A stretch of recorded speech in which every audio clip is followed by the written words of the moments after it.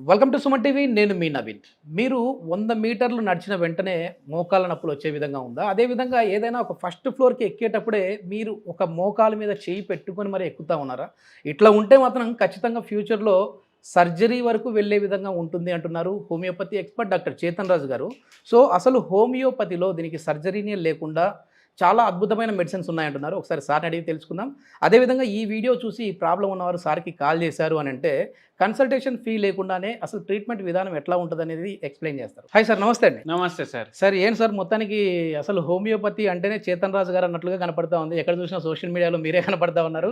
అదేవిధంగా మోకాళ్ళ నొప్పులు మనం ఇంతవరకు ఇంట్రడక్షన్‌లో చెప్పిన విధానం ఒకటి. అదేవిధంగా కొద్దిమంది నడిచేటప్పుడు ఒక సైడ్ వాలి నడుస్తా ఉంటారు.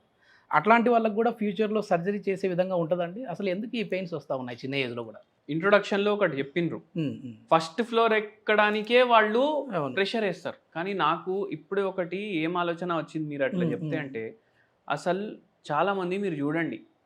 ఇప్పుడు అపార్ట్మెంట్లుంటాయి, బిల్డింగ్లుంటాయి, హ్మ్. హ్మ్. మాల్లుంటాయి. ఏడికి పోయినా ఒక్క ఫ్లోర్ ఎక్కుడు ఉంటే కూడా లిఫ్ట్ కోసం ఆగుతారు. అవును. చిన్న యెస్. పిల్లల నుంచి ఆ! మిడ్ ఏజ్ ఉన్న వాళ్ళు వాళ్ళకి మోకాలు నొప్పులు ఉండవు, ఏముండవు. యెస్. యెస్. ఆగుతారు. ఎందుకు ఆగాలి? హ్మ్. అవునా అంటే కాదా? మరి ఏమన్నా ఎక్కువ ఎక్కితే ఫ్లోర్స్ మోకాలు నొప్పి తీసే అరే అవకాశం ఒక్క ఉంటదేమో ఫ్లోర్ అనేసి. ఎక్కితే ఏం పోయేది ఉంటది మీరు యెస్. చెప్పండి. యెస్. యెస్. ఇప్పుడు కొండలు ఎక్కుతాం మనం అవును. దేవుణ్ణి హ్మ్. కలవడానికి. హ్మ్. అవునా కాదా? యెస్. యెస్. యెస్. 8 గంటలు ఆ శక్తి ఏడికెళ్ళి వస్తది మీరు చెప్పండి. హ్మ్. దేవుడు ఇస్తాడు దేవుడి మనకు. దయ. ఆ! దేవుని దయ అది. యెస్. యెస్. దేవుడు మన మీద ఆశీర్వాదం ఉన్నప్పుడు వరకు మనకు ఏమీ అవ్వదు. ఓకే. ఇది కోల్ ఉంటది కదా! కోల్ హ్మ్. కాల్చేసి ఏసి దానికి అగ్ని పెట్టి దాని మీద నడిచేటోళ్ళు కూడా ఉంటారు. అవునవును. ఆ! యెస్. యెస్. యెస్. అవునా కాదా? హ్మ్. మీకు రోగం లేనప్పుడు వరకు నేనేం చెప్తా అంటే రోగిలాగా బతకకండి. యెస్. యెస్. అవునా కాదా?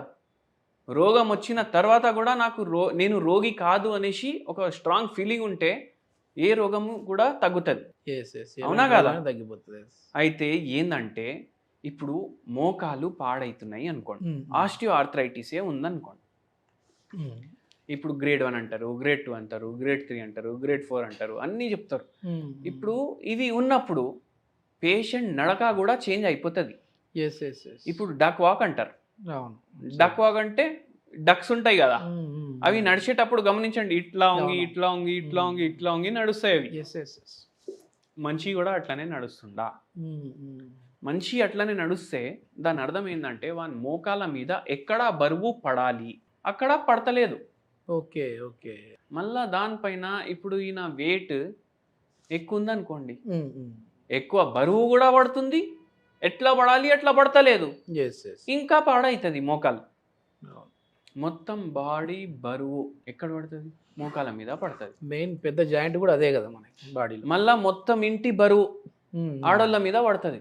ఓకే. అంతే గదా! అవునా కాదా? యెస్. యెస్. యెస్. ఆడోళ్ళకే ఎక్కువ మోకాలు నొప్పులుంటాయి. ఎందుకు సార్ వాళ్ళకి ఎక్కువ? ఎందుకు అంటే వాళ్ళకున్న టెన్షన్‌లు అట్లా ఉంటాయి. హ్మ్. హ్మ్. ఇప్పుడు ఒక లేడీ మన దగ్గర వచ్చిండ్రు. హ్మ్. ఆ లేడీకి మోకాలు నొప్పి ఉంది. ఓకే. గ్రేడ్ 3 ఆస్టియోఆర్థరైటిస్ ఉంది. హ్మ్. మళ్ళా ఇప్పుడు ఆ పేషెంట్ మనకు ఏమంటున్నారు? ఏమైనా టెన్షన్ ఉందా? మనం అడుగుతాం గదా! అవును. ఏముంటది సార్? మొత్తం నా మీద ఉంటది ఇల్లు. హ్మ్. హ్మ్. అవునా కాదా? కిచెన్‌లో గంటలు గంటలు నిల్చొని పని చేయాలి. హ్మ్. హ్మ్. ఇప్పుడు ఎట్లా పని చేయాలి? ఇప్పుడు ప్లాట్‌ఫార్మ్ ఉంటది కిచెన్‌ది. యెస్. యెస్. ఇట్లా వంగి పని చేయాలనా లేదా? అవును. 3, 4 గంటలు అట్లనే పోతాయా లేదా? హ్మ్. హ్మ్. అన్ని గంటలు మళ్ళా బరువు కూడా ఎక్కువుంది. యెస్. యెస్. ఎక్కువ బరువు పడుతుందా లేదా? ఎట్లా పడాలి అట్లా పడతలేదా? అవును. అవునా కాదా? హ్మ్. అప్పుడు ఏమైతది? మోకాలిది డీజనరేషన్ స్టార్ట్ అయితది. స్టార్ట్ అయిపోతది. యెస్. మళ్ళా దాని తర్వాత టెన్షన్ ఏముందమ్మా అంటే హ్మ్. అందరికీ అన్ని టైంకి కావాలి. హ్మ్. కానీ నాకు ఎవరు ఇంట్లో హెల్ప్ చెయ్యరు. ఓకే. ఇప్పుడు వాళ్ళ మొగుడు వాళ్ళ పక్కకే ఉన్నాడు. హ్మ్. అరే! ఏం సార్ ఏముంటది? మీకు ఎవరైనా మాట్లాడనీకి ఉన్నారా? అనేసి హ్మ్. మనం అడిగినాం. ఓకే. టెన్షన్ ఉందా ఏమన్నా? ఎవ్వరు లేరు మాట్లాడనీకి. పిల్లలు పోతారు, కాలేజ్‌కి పోతారు, ఉద్యోగాలకు పోతారు, వస్తారు. ఓకే. ఓకే. టైంకి వస్తారు. దాని తర్వాత మాట్లాడనీకి ఉంటది గదా! అంటే, అరే! పిల్లలేమన్నా మాట్లాడతారా? మళ్ళా వాళ్ళకు వండాలి. అవును. వాళ్ళ ఆయనకి వండాలి. హుహు. మార్నింగ్‌కి సెపరేట్ వండాలి. ఓకే. నైట్‌కి సెపరేట్ వండాలి. సల్లగుండొద్దు మళ్ళా ఫుడ్డు. ఒక మిషన్ వర్క్ అయిపోయింది. మిషన్ మొత్తం. వర్క్ అయిపోయింది. హ్మ్. ఎగ్జాక్ట్ హ్మ్. జెప్పిర్రు మీరు. వాషింగ్ మిషన్ ఉంటది. యెస్. యెస్. రోజు వాడితే ఏమైతది? దాని పార్ట్‌లు ఖరాబ్ ఖరాబ్ అయితాయా అయిపోతది. కాదా? యెస్. యెస్. యెస్. ఇది గూడా దానికి అట్లనే. సర్వీసింగ్ చేయాల్సిందే ఇంగ మోకాళ్ళకి గూడా. ఆ! అయితే అట్లా టెన్షన్ అయిపోతది. వాళ్ళకు ఒక ఒంటరితనం వచ్చేస్తది. హ్మ్. హ్మ్. నాకు వచ్చి "అరే అమ్మ! నువ్వు ఇంత పని జేసినావు ఇవాళ. హ్మ్. మా కోసం ఇంత జేసినావు. ఒక థాంక్స్ గూడా ఎవరు జెప్పరు" అని అదేలేండి. వాళ్ళ బాధ. ఇది ఈ మేడంది కాదు, అందరిది. చాలా మందిది. ఓకే. అయితే అట్లా స్ట్రెస్ వస్తుంది ఒక్కొక్కరికి. Yes yes. మళ్ళా అట్లా స్ట్రెస్ వచ్చి ఇట్లా ప్రాబ్లం అవుతుంది.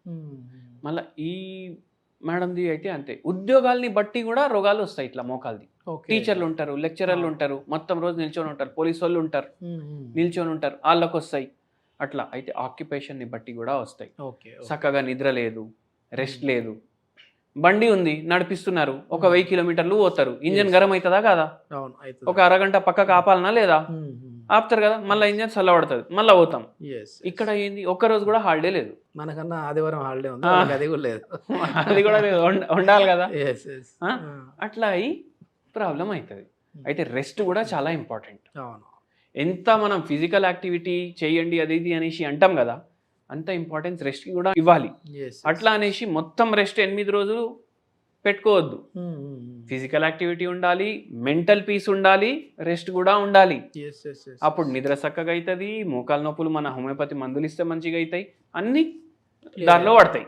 ఈ పేషెంట్కి కూడా మనం చెప్పినాం, వాళ్ళకు ఏమన్నారు అంటే, మీకు ఇప్పుడు నడిచిపోతుంది, ఎట్లయినా 5-6 ఏళ్ల తర్వాత మీకు ఫ్రీ ఉన్నప్పుడు వీలున్నప్పుడు వచ్చి సర్జరీ చేయించుకోండి, ఇప్పుడే చేసేస్తామన్నారు. Okay okay. ఎట్లయినా పాడైంది, మీకు ఎన్ని రోజులు నడిపిస్తారో నడిపియండి పని అనేసి అన్నారు. అయితే బండి దోలుకుంటా దోలుకుంటా దోలుకుంటా మన గురించి ఎవరో చెప్పిండ్రు, వచ్చిండ్రు, ట్రీట్మెంట్ తీసుకున్నారు. సరే, ఇప్పుడు నా చిన్న డౌట్ ఏంటంటే, ఇప్పుడు డక్ వాక్ లాగా ఇట్లా వంగి ఒక సైడ్ నడుస్తా ఉన్నారు, అట్లా అంటే దాని లోపల ఉన్న కార్టిలేజ్ అంటే వాడుక భాషలో గుజ్జు అంటారు కదా, ఆ గుజ్జు అరిగిపోయింది కాబట్టి బ్యాలెన్స్ తప్పుతుంది అంటారు. అవును. మరి ఆ కార్టిలేజ్ ని కూడా మళ్ళీ డెవలప్ చేసే విధంగా ఉంటాయండి హోమియోపతిలో? యావరేజ్ గా మనిషి ఎన్ని ఏళ్ళు బతుకుతాడు ఇండియాలో చెప్పండి మీరు? ఒకప్పుడు 100 అనేవాళ్ళు, ఇప్పుడు 70కి వచ్చింది.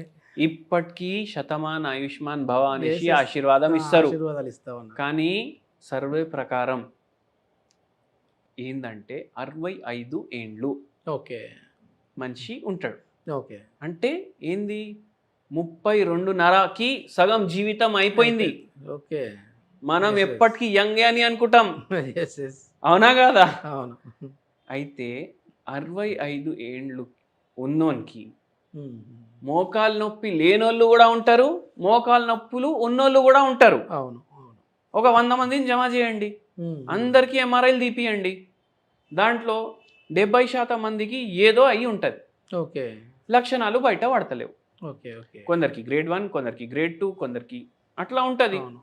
యావరేజ్గా 60 ఏండ్లు ఉన్నోళ్ళకి ఎట్లా అయితే మోకాలు ఉంది అట్లా మనది మందు చేస్తుంది. మళ్ళీ నార్మల్ అంటే వాళ్ళ ఏజ్కి తగినట్టు ట్రీట్మెంట్ ఉంటుంది. గుజ్జు వస్తుంది, ఎంత గుజ్జు ఉండాలి అంత గుజ్జు. కానీ మరి 30 ఏళ్లలో ఉన్నంత కార్టిలేజ్ రావడం అయితే కాదు, అది ఎవరు చేయలేరు ఆ పని, అది నేచర్ అగేన్స్ట్ కదా.